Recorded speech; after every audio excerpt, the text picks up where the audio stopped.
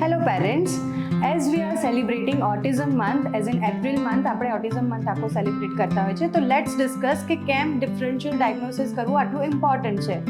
Usually autism, એડીડી અને એડીએચડીમાં બહુ જ ઓવરલેપિંગ વસ્તુઓ ચાલતી હોય છે. જેમ કે એડીડી અને એડીએચડીનો ડિફરન્સ શું હોય છે? This is very commonly ask question in my OPD, right? કે એડીડીમાં શું હોય છે? તો દેટ ઇઝ એડીડી નેમ સજેસ્ટ કે અટેન્શન ડેફિસિટ ડિસઓર્ડર છે, કે જેમાં હાઇપર એક્ટિવિટી યુઝ્યુઅલી તમને જોવા નથી મળતી. એન્ડ એડીએચડી છે તો that is attention deficit hyper active disorder. તો એમાં શું થશે કે અટેન્શન ડેફિસિટ છે તો બચ્ચું એક ટાસ્ક આખું કમ્પ્લીટ નહીં કરે, વચ્ચે છોડી દેશે અને એ હાઇપર એક્ટિવ પણ હશે.